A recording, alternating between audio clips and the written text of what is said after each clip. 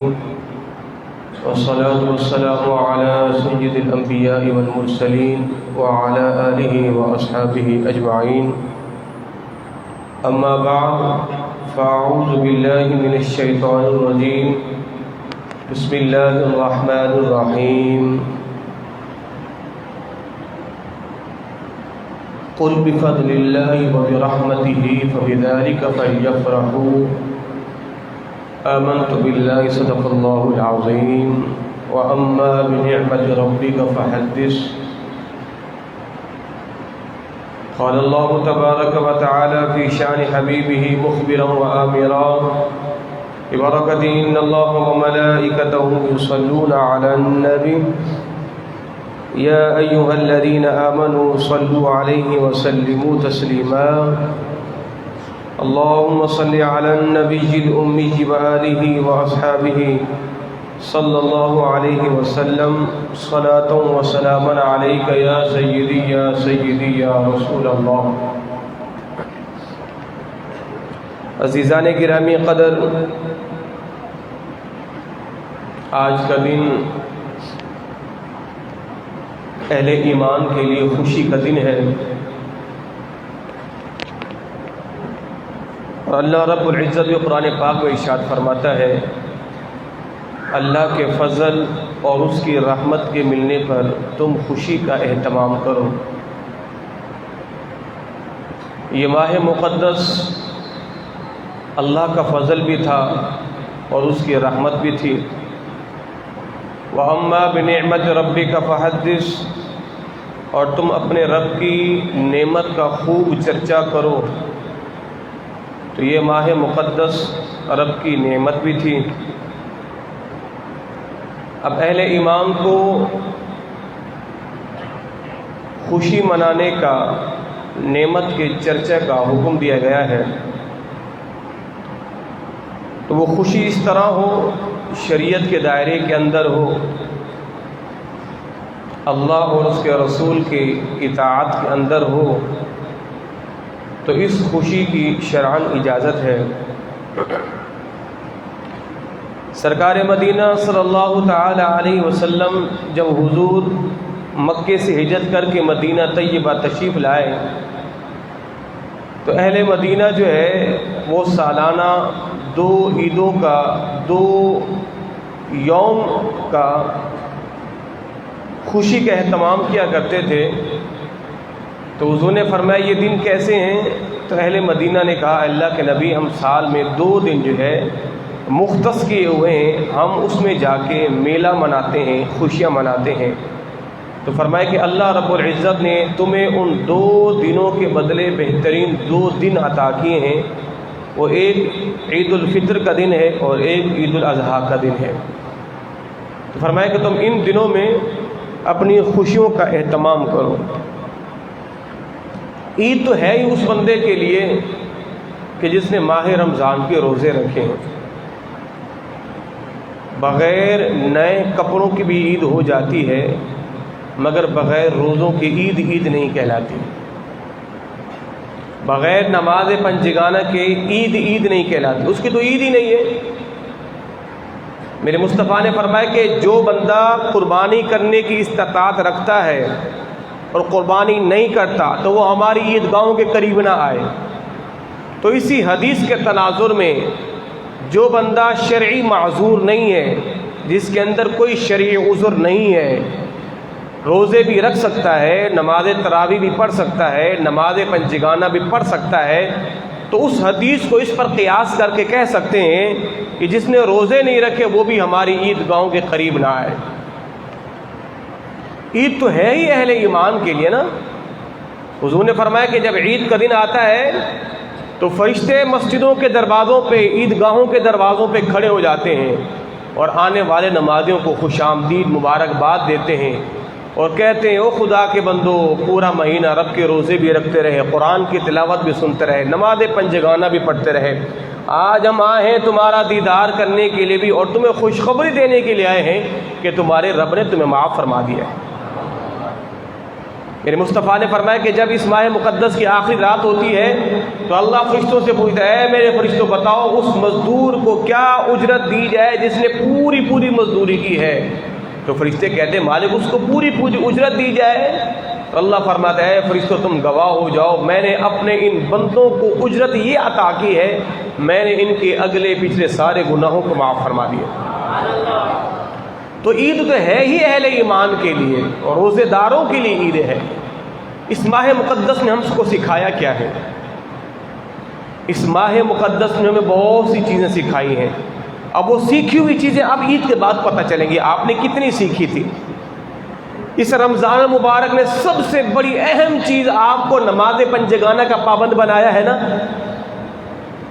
نماز فجر کا بھی آپ کو پابند بنایا ہے، نماز عشاء کا بھی پابند بنایا ہے، نماز ظہر عصر و مغرب کا بھی پابند بنایا ہے۔ پورا مہینہ آپ کو نماز پنجگانہ کا پابند بنایا ہے، آپ کی پریکٹس کرائی ہے، آپ کو بار بار مسجد میں لایا ہے۔ اب دیکھنا یہ ہوگا کہ عید کے بعد اس رمضان کی وہ جو محنت مجھ پر اور آپ پر تھی کیا وہ بھی کارگر ثابت ہوتی ہے؟ اس رمضان نے ہمیں صبر کا مادہ دیا ہے، صبر کرنا سکھایا ہے۔ عید کے بعد پتہ چلے گا کہ آپ کے اندر صبر پیدا ہوا ہے۔ اس ماہ مقدس نے میرے اندر آپ کی استقامت پیدا کی ہے، وہ عید کے بعد ہی پتہ چلے گی کہ آپ کے اندر واقعی استقامت ہے۔ آپ کو کھانے پینے سے روکا، آپ کو گالم گلوچ سے روکا، آپ کو فلم و ڈراموں بازوں سے روکا، آپ کو فوش نگاہی سے روکا، آپ کو بد نگاہی سے روکا، آپ کو غیبت چغلی بہتان الزام تراشی نہ جانے کئی گناہوں سے اس رمضان نے آپ کو روکا اور آپ کی پریکٹس کرائی اور آپ کو اس بات پر آمادہ کیا کہ آپ کر سکتے ہو۔ آپ کے نہیں جناب یہ تو ناممکن ہے، میں ایسی گیدرنگ میں رہتا ہوں جہاں ہلہ گلہ ہوتا ہے، یہاں جو ہے نہ جانے کئی طرح کی باتیں ہوتی ہیں۔ رمضان نے کہا نہیں میں کر کے دکھاؤں گا اور رمضان نے کر کے دکھایا۔ اور آپ واقعی اس بات کے اقراری ہیں کہ رمضان نے ہم سے سارے گناہوں کو دور کیا ہے، تو پریکٹس تو ہو گئی ہے نا، تیاری تو آپ کی ہو گئی ہے نا۔ اب اس تیاری کا رزلٹ عید کے بعد نظر آئے گا۔ یہ چیزیں ہمیں اس ماہ مقدس نے سکھائی ہیں، یہ کوئی رسمی چیزیں نہیں تھی رمضان آیا چلا گیا، نا نا نا نا۔ اس رب کا شکر ادا کریں، اس رب کا فضل ہے، اس رب کا احسان ہے کہ مالک نے 1 مہینے تو مجھے اور آپ کو اپنی دہلیز پہ جمع تو کیا ہے۔ چلو اب 11 مہینے آپ کوشش کر لو، 1 مہینہ اس رب نے تمہیں اپنی دہلیز سے بلایا ہے شیطان کو پابند سلاسل کر کے، اب 11 مہینے تم بھی تو لڑو نا شیطان سے۔ اب نفس تو تمہارے ساتھ ہو چکا ہے، تم نے اس کے اندر جو ہے نمازوں ذکر و اذکار تسبیحات کی وہ ذکر و اذکار کر کے اپنے نفس کو تم نے بالکل صاف کر دیا ہے، تمہارا من اجالا والا ہو گیا ہے۔ رمضان کی بابرکت گھڑیوں میں آئے ہو، اعتکاف بیٹھے ہو، روئے ہو، گریہ ازاری کی ہے، اب تو پلے کچھ بھی نہیں بچتا نا آپ کے گناہ، اب تو ستھرے ہو چکے ہو، اب آ جاؤ مسجدوں میں۔ اب وہ تو عید کے بعد ہی پتہ چلے گا، نماز ظہر سے ہی اس بات کا اندازہ ہو جائے گا کہ اس ماہ مقدس نے آپ نے کتنا سیکھا ہے اور کیا آپ نے اس ماہ مقدس سے حاصل کیا ہے۔ اگر وہی ہو گیا کہ جناب نیا سال نئے انجوائمنٹ اور نئی خوشیاں چھوڑو جی، وہ تو رمضان شریف تھا کہ ساری محفلیں بند تھی تو چلے مسجد کا دروازہ کھلا ہوا ہے آ کے یہاں بیٹھ جاتے ہیں، نہیں، اب پتہ چلے گا۔ اللہ کیا ارشاد فرمایا، والعصر ان الانسان لفی خسر، اللہ فرماتا ہے مجھے قسم ہے حبیب تمہارے زمانے کی، انسان ہے ہی خسارے میں، انسان ہے ہی گھاٹے میں، انسان نفع میں تو ہے ہی نہیں۔ مگر آگے کیا فرمایا، الا الذین آمنوا وعملوا الصالحات، مگر جو لوگ ایمان لائے اعمال صالحہ کیے، وتواصوا بالحق وتواصوا بالصبر، حق کے ساتھ رہے، صبر کی تلقین کرتے رہے، وہی اہل ایمان کامیاب ہے، وہی انسان کامیاب ہے، ورنہ سارے کے سارے ہیں ہی گھاٹے کے اندر۔ اب آپ نے دیکھنا آپ خسارے میں ہیں یا آپ نفع میں ہیں، آپ کامیاب ہیں آپ خاسرین ہیں، نقصان اٹھانے والے ہیں۔ اگر آپ نے ایمان کے ساتھ اعمال صالحہ کیے تو آپ تو ہیں کامیاب، ورنہ آپ بھی خسارے میں ہیں، ہم بھی خسارے میں ہیں۔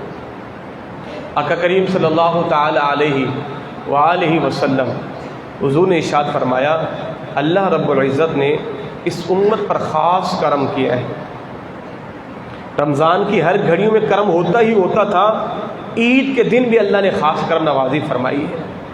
اور آقا کریم صلی اللہ تعالی علیہ وآلہ وسلم کے پیارے غلاموں، صاحبوں، نہ جانے کئی لوگ گزشتہ سال اس عید الفطر میں ہمارے ساتھ تھے۔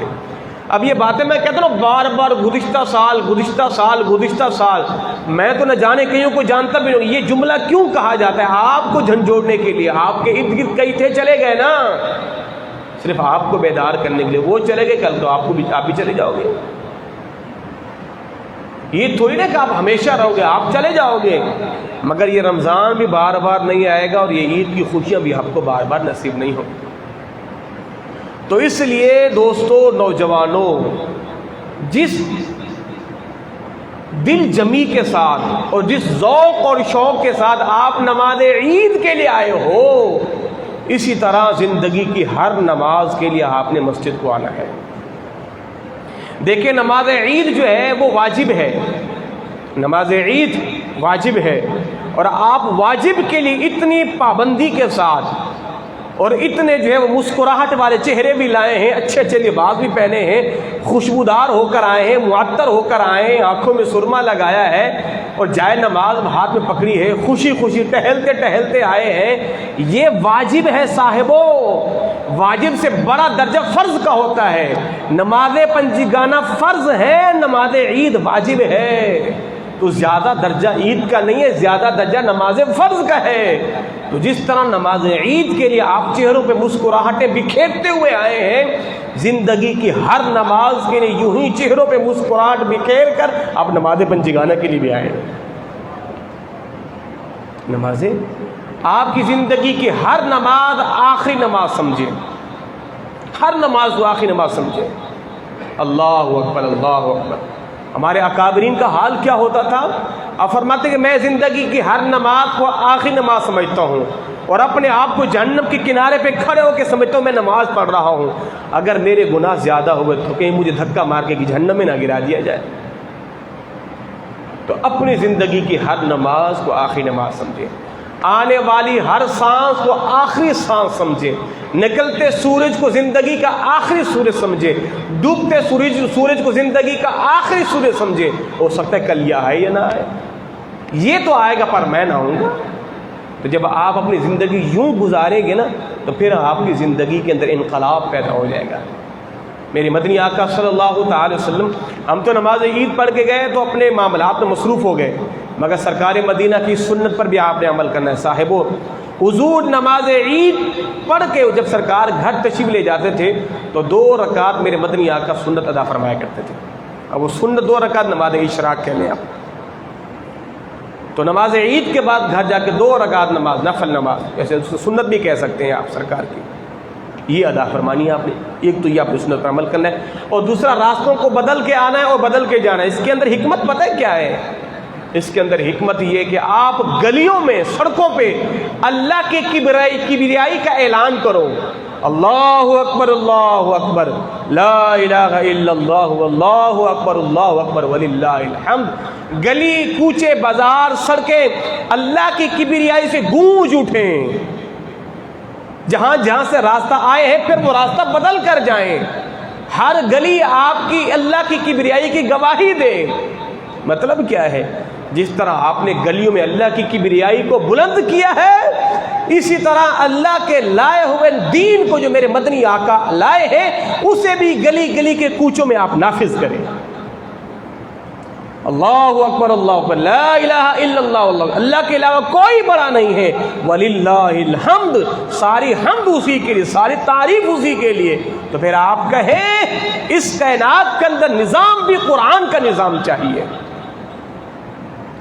مطلب اس کا یہ کہ آپ سڑکوں سے بدل بدل کے اللہ کی کبریائی کا اعلان کریں اور برملا کہیں، جس رب ذوالجلال کے ہم ماننے والے ہیں، اب اس رب ذوالجلال کے قرآن کا نظام، قرآن کا نفاذ اس خداداد مملکت اسلامیہ کے اندر نافذ کیا جائے، تاکہ میری اور آپ کی زندگی کا اول بھی قرآن ہو اور آخر بھی قرآن ہو۔ نماز عید پڑھی، پھر زندگی کے سارے معاملات میں مصروف ہو گئے، مشغول ہو گئے، ہمیں تو کس چیز کی خبر ہی نہیں ہے۔ اللہ ارشاد فرماتا ہے وَإِن تَتَوَلَّوْا يَسْتَبْدِلْ قَوْمًا غَيْرَكُمْ، سنو لوگو، اگر تم اللہ کے دین کے ساتھ کھڑے نہ ہوئے نا، اللہ تمہیں مار کر ایک نئی قوم کو لے آئے گا۔ وَإِن تَتَوَلَّوْا يَسْتَبْدِلْ قَوْمًا غَيْرَكُمْ، اللہ تمہیں بدل دے گا، ایک اور قوم سے بدل دے گا، اور پھر وہ جو قوم آئے گی وہ اللہ کے دین کی سربلندی کے لیے کھڑی ہو جائے گی۔ اپنی زندگی کے اندر دو کام اہم کر لو، ایک نماز پنجگانہ کی پابندی اور ایک دین اسلام کی سربلندی کے لیے کام۔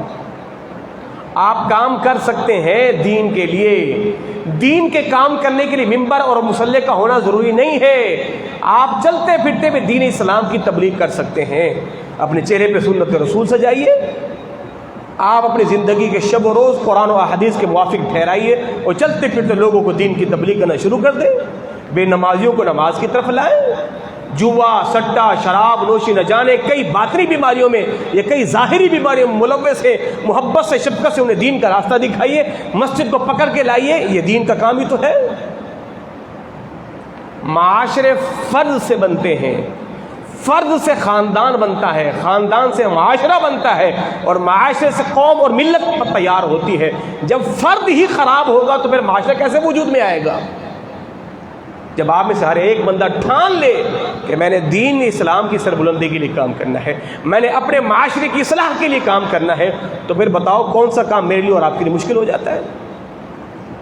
اگر 10 نوجوان 10 بزرگ نمازی یہ ٹھان لیں کہ جناب جب میں نے مسجد کو آنا ہے کم از کم 3 نمازیوں کا ذہن بنا کے اسے مسجد میں لانا ہے، تو جب ایک ایک بندہ 3 نمازیوں کا ذہن بنا لے تو بتاؤ یہ پورا علاقہ نمازی بن جائے گا یا نہیں بن جائے گا؟ تو زندگی کا نچوڑ ہی دین ہے، زندگی کا خلاصہ ہی دین ہے۔ باقی رہی خوشیاں، تو خوشیاں تو اہل ایمان کے لیے ہیں۔ جناب فاروق اعظم رضی اللہ تعالیٰ عنہ کے حوالے سے ملتا ہے، عید کے دن آپ دروازہ بند کر کے اور گھر میں بیٹھ کے رویا کرتے تھے، اور صحابہ کرام کہتے ہیں امیر المؤمنین باہر چلیے، لوگ آپ سے ملنے کو کھڑے ہوئے، عید کی مبارکباد دیجیے۔ فرمایا خدا کے بندو، میرے لیے عید کا دن تو وہ ہوگا کہ جب میں کامیابی کے ساتھ پل صراط سے گزر جاؤں گا۔ سرکار غوث اعظم بھی عید کے دن دروازہ بند کر لیتے، حجرے کا آپ روتے تھے، فرمایا حضرت باہر تشریف لائیں، عید کا دن ہے۔ فرمایا خدا کے بندے، میرے لیے عید کا دن وہ ہوگا جب ایمان کی سلامتی کے ساتھ اللہ مجھے موت نصیب فرمائے گا، جب میں منکر نکیر کے سوالات میں کامیاب ہو جاؤں گا، جب سیدھے ہاتھ میں مجھے نامہ اعمال تھمایا جائے گا اور پل صراط سے آسانی سے گزر جاؤں گا، میرے لیے وہ عید کا دن ہوگا۔ میں تو اسی تیاری میں بیٹھا ہوا ہوں۔ یہ تھے ہمارے اکابرین، یہ تھے ہمارے اسلاف۔ مطلب ہمارے لیے عید کا دن تو وہ ہے، آج وہ بھی عید کی خوشیاں مناتا ہے کہ جس نے کبھی مسجد کا راستہ ہی نہیں دیکھا، کبھی مسجد کو آیا ہی نہیں ہے۔ اہل ایمان کے لیے خوشیوں کا دن ہے، بے ایمانوں کے لیے خوشی کے کیا دن ہے کہ جنہوں نے اس ماہ مقدس کے اندر لوگوں کو لوٹا ہے، ذخیرہ اندوزی کی ہے، سستا مال مہنگا کر کے بیچا ہے، لوگوں کی جیبوں سے جو ہے وہ خون نہ چھوڑا ہے، ان کے لیے کائے کی عید ہے بھائی؟ عید تو ان کے لیے ہے جو صبح شام مسجدوں کو آتے تھے۔ میرے مدنی آقا نے فرمایا جو بندہ جتنے زیادہ قدم مسجد کو چل کے آئے گا، اللہ اس کے اتنے گناہ معاف فرمائے گا، اللہ اس کے اتنے درجات کو بلند فرمائے گا۔ عید تو اہل ایمان کے لیے ہے۔ سرکار مدینہ صلی اللہ علیہ وسلم جب سرکار آخری عشرہ آتا تھا، حضور سنت اعتکاف فرماتے تھے، حضور فرماتے اے گھر والوں تیار ہو جاؤ، اس ماہ مقدس میں وہ رات آنے والی ہے جس رات کی عبادت 1000 مہینوں سے افضل ہے۔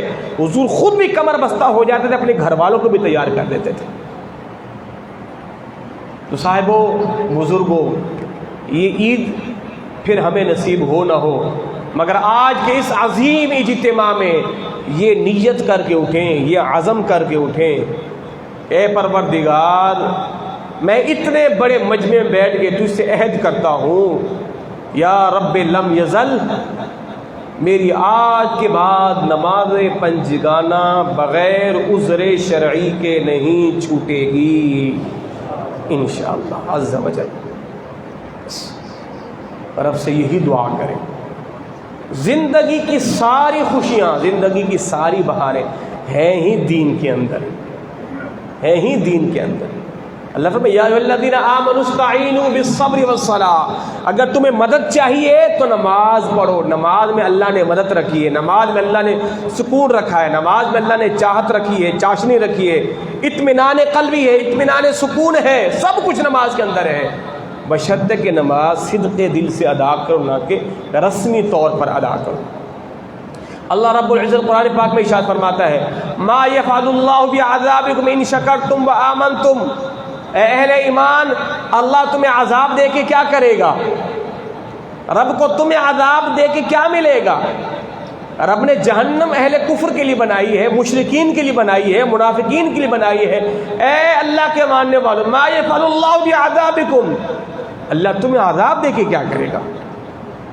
ان شکرتم وآمنتم، اللہ کے شکر گزار بندے بن جاؤ، اس پر ایمان لے آؤ، رب تمہیں عذاب دے کے کیا کرے گا؟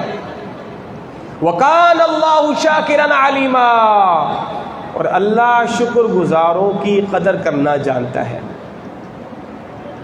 شکر گزاروں کی اللہ قدر کرنا جانتا ہے۔ تو اللہ کے بندے بن جاؤ، کیوں دنیا کے بندے ہو گئے ہو؟ کیوں عبد الدینار ہو گئے ہو؟ کیوں دنیا کے دولت اور زر کے بندے ہو گئے؟ رب کے بندے بنو۔ عبد اللہ نام رکھ لینا کافی نہیں ہے، اللہ کا بندہ بن کے دکھانا بھی ہے۔ اب ایک بندہ ہے درہم و دینار کا بندہ، پیسوں کا بندہ، دولت کا پجاری، خواہشات نفس کا پجاری ہے، نام عبداللہ ہے تو بات تو نہ بنی۔ عبداللہ اللہ کا بندہ، اللہ کا بندہ ایسے ہوتا ہے؟ اللہ کے بندے بن کے دکھاؤ، کہو مالک میں تیرا بندہ ہوں، میں تجھ سے محبت کرتا ہوں، پروردگار میں تیرے جملہ احکامات پر عمل کرتا ہوں، پروردگار میں ہر حال میں خوشی ہو یا غم ہو مالک تیری ہی رضا پہ راضی رہتا ہوں، تب ہیں آپ عبداللہ، اللہ کے بندے۔ نسبت تو آپ نے اللہ سے جوڑ لی ہے، مگر رب کے بندے تو نہ بنے۔ اللہ اکبر۔ تو صاحبوں، نماز عید کے بعد جب آپ اپنے گھروں کو جائیں، اپنے رشتہ داروں کے ہاں جائیں، تو خوشیوں کو فروغ دیں، جھگڑوں کو ختم کریں، آپس کے اندر بغض، کینہ، عداوت، جلن، منافقت، ان ساری چیزوں کو ختم کیا جائے اور آپس میں محبت، اس کو فروغ دیا جائے۔ اب لوگ کہتے ہیں جناب نہیں وہ مجھ سے ناراض ہے، تو وہ تجھ سے ناراض ہے، خدا کے بندے تو پہل کر لے۔ تو عید کے دن کوئی مسلمان بھائی کسی سے ناراض نہ رہے۔ حدیث پاک کا مفہوم ہے جو بندہ کسی ناراض بھائی سے سلام کرنے میں، اس سے ملنے میں پہل کرتا ہے، قیامت کے دن جنت میں بھی وہ پہلے داخل ہوگا۔ تو کیا آپ کو پسند نہیں کہ جنت میں پہلے جائے؟ تو روٹھوں کے گھر آپ خود چل کے جائیں، روٹھوں کو گلے جا کے آپ خود لگائیں۔ کسی کی بہن کسی سے ناراض ہے اور بھائی خوشیاں منا رہا ہے عید کی، تو اس کو یہ زیب تو نہیں دیتا کہ آپ دور دراز سے یاروں کو بلا کے گھر میں آپ جو خوشیاں انجوائے کر رہے ہیں، مگر آپ کے گھر کے پچھواڑے میں آپ کی غریب بہن بیٹھ کے رو رہی ہے، آپ کو شرم نہیں آتی؟ وَآتِ ذَا الْقُرْبَىٰ حَقَّهُ، اپنے رشتہ داروں کو ان کا حق دو۔ رشتہ دار آپ کے عزیز، وہ تو خونی رشتہ دار ہیں، وہ آپ کے عصبہ ہیں، ذوی الفروض ہیں۔ تو اپنے بہنوں کے یہاں، جس کی بہنیں ناراض ہیں، عید کے بعد اپنے گھر جانے کے بجائے پہلے اپنی بہنوں کے گھر جائیں، اپنے بھائیوں کے گھر جائیں۔ اگر کسی کا باپ کسی سے ناراض ہے، بدبختی ہے اس اولاد کے لیے کہ اس نے اپنے باپ کو ناراض کیا ہوا ہے۔ اولاد اپنے باپ کو راضی کرے۔ اگر کسی کی ماں کسی سے ناراض ہے تو خدا را اپنی ماں کو راضی کیجیے۔ اس عید کی خوشی میں کوئی کسی کا بھائی، کسی کا دوست، کسی کا عزیز، کسی کا پڑوسی کسی سے ناراض نہیں ہونا چاہیے۔ اللہ اکبر۔ تو میرے بھائیوں، میرے دوستوں، اللہ رب العزت کا کروڑوں شکر ہے کہ اللہ نے ہمیں ایک اجتماع والی کیفیت اور ایک اجتماع والی نعمت سے نوازا ہے۔ کسی بھی مذہب کے اندر جتنی اہتمام و انصرام کے ساتھ مسلمانوں کے اجتماعات کا انعقاد ہوتا ہے، کسی مذہب کے اندر یہ ایسے بابرکت اجتماع نہیں ہوتے۔ نماز پنجگانہ ہے، وہ بھی ایک اجتماع ہے، نماز جمعہ ہے، وہ بھی ایک اجتماع ہے، نماز عید ہے، وہ بھی ایک اجتماع ہے، حج کا موسم ہے وہ بھی ایک اجتماع ہے. اس اجتماع کا بنیادی مقصد کیا ہے؟ تاکہ دنیا کو یہ پیغام دیا جائے اگر کوئی امیر ہے کوئی غریب ہے تو امیری غریبی کوئی حیثیت نہیں رکھتی.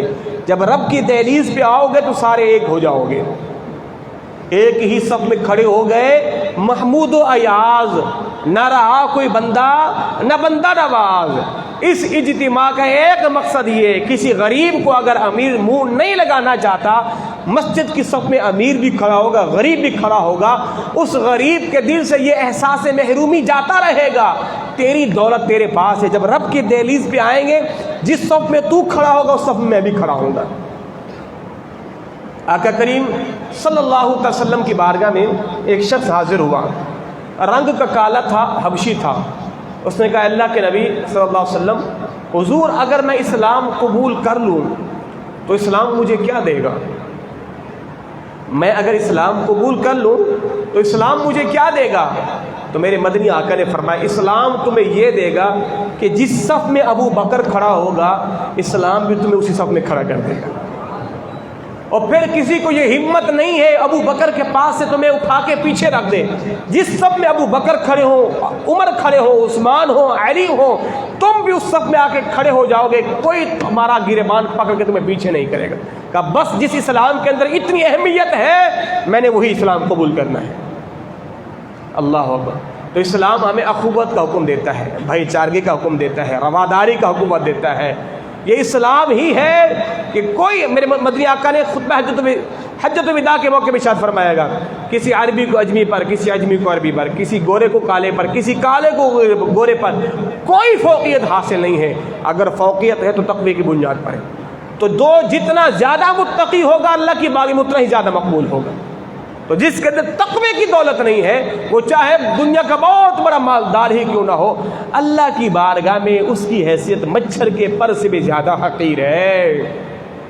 اللہ کیا ارشاد فرماتا ہے, وَمَا الْحَيَاةُ الدُّنْيَا إِلَّا مَتَاعُ الْغُرُورِ. لوگوں دنیا کی دولت میں جا کے گم نہ ہو جانا, اور تمہیں یہ بات ذہن میں بار بار تمہیں یہ یاد دلاتی رہے, یہ الارم اپنے دماغ میں سیٹ کر لو, وَمَا الْحَيَاةُ الدُّنْيَا إِلَّا مَتَاعُ الْغُرُورِ. یہ دنیا دھوکے کا سامان ہے. جس طرح کوئی جادوگر جادو دکھاتا ہے, آپ کی نظر بندی کر دیتا ہے, آپ کو عجیب عجیب دکھائی دیتا ہے, جیسے وہ جادو ختم, آنکھوں کا سارا بخار اتر گیا. دنیا بھی یوں ہی ہے. جب آپ قبر کی آغوش میں جا کے سوئیں گے پھر آنکھ کھلے گی, پھر کہو گے وہ دنیا وہ تو ایک لمحے کی زندگی تھی, بات ختم ہو گئی. وَمَا الْحَيَاةُ الدُّنْيَا إِلَّا مَتَاعُ الْغُرُورِ. دنیا دھوکے کا سامان ہے صاحب. میرے رب نے کہہ دیا ہے, سبحان اللہ, دھوکے کا سامان ہے. اللہ کی قسم دھوکے کا سامان ہے. کبھی کبھار آپ نے دیکھا ہو, اگر لمبا سفر کیا ہو, گاڑی میں بیٹھے ہو اور آپ سپر ہائی وے پہ چل رہے ہو, آپ کو کیا لگتا ہے کہ دور دراز سڑک کے اوپر پانی ہے جسے ہم سراب بھی کہتے ہیں. آپ کی گاڑی جب بالکل فل اسپیڈ میں جا رہے ہو تو کہتے ہیں دور پانی نظر آ رہا ہے, مگر جیسے قریب پہنچتے پانی نہیں ہوتا ہے. کر کے دیکھ لیجیے گا. پھر آپ گاڑی پھر دیکھتے ہیں دور پانی نظر آ رہا ہے, بالکل سڑک چمک رہی ہے جیسے پانی پانی ہے. جیسے قریب جاتے ہیں پانی نہیں ہوتا. دنیا کی زندگی بھی یوں ہی ہے. جس کو آپ نے زندگی سمجھا وہ زندگی ہے ہی نہیں. تو پھر آپ کے مولوی صاحب زندگی ہے کیا؟ زندگی آخرت کی زندگی ہے. اصل زندگی ہے ہی آخرت کی. تو دنیا تو ایک مسافر خانہ ہے. آپ عالم ارواح میں تھے, مسافر تھے, ماں کے پیٹ میں آئے مسافر ہیں, اس دنیا میں آئے مسافر ہیں, قبر میں جائیں گے مسافر ہیں, حشر کے میدان میں جائیں گے مسافر ہیں, پل سے راہ سے گزریں گے مسافر ہیں. جو ہمیشہ جہنم میں پہنچا اپنے گھر کو پہنچا, اور جو ہمیشہ جنت کو پہنچا اپنے گھر کو پہنچا. وہ ہے آپ کا گھر, یہ تو ہے ہی مسافر خانہ. تو بھلا مسافر خانے میں کوئی بندہ اپنی دولت جمع کرنے بیٹھ جائے, آپ کہو گے یہ سمجھداری کا مظاہرہ ہے؟ آپ چلے ہیں سفر میں, جناب یہ بھی لے لو وہ بھی لے لو. او بھائی یہ سفر ہے, سفر میں ضروریات زندگی کا سامان لیتے ہیں, زیادہ سامان نہیں لیتے ورنہ پھنس جاؤ گے. اچھا جی بس جو اتنا چاہیے جتنا سفر گزر جائے, باقی میں گھر میں آ کے جو میں نے کھانا ہو میں کھا لوں گا. تو دنیا بھی مسافر خانہ ہے, مسافر بن کے رہو. کن فی الدنیا کانک غریب. میرے مصطفیٰ نے فرمایا دنیا میں یوں رہو جیسے مسافر یا راستہ عبور کرنے والا کوئی شخص. میرے مصطفیٰ صلی اللہ علیہ وسلم سوئے ہوئے تھے اور حضور نے چٹائی پہ آرام فرمایا تھا. چٹائی کے نشان میرے مصطفیٰ کی پیٹھ پہ بن گئے. سرکار کی قمیص مبارک نہیں تھی, حضور کے پیٹھ پہ کپڑا نہیں تھا. چٹائی ہوتی ہے نا کھجوروں کی چھالوں کی وہ چٹائی کے نشان حضور کی پیٹھ پہ بن گئے. جناب ابن مسعود نے دیکھا تو آپ کی آنکھوں سے آنسو آ گئے, اور جناب عمر نے دیکھا وہ بھی رونے لگے. حضور نے فرمایا کیوں روتے ہو؟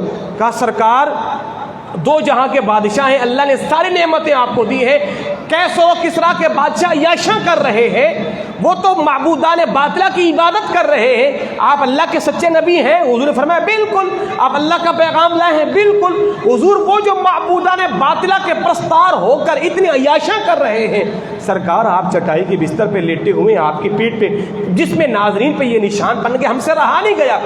حضور رو رہے تھے. صحابہ کرام, میرے مصطفیٰ نے کتنی پیاری مثال دی, اللہ کی قسم یہ عید کا آپ کے پاس سبق, اس کو لیتے جائیں. حضور نے فرمایا کیوں روتے ہو؟ حضور نے فرمایا عمر کیوں روتے ہو؟ اس لیے کہ اللہ نے ان کو دولت دی ہے, ہمیں نہیں دی.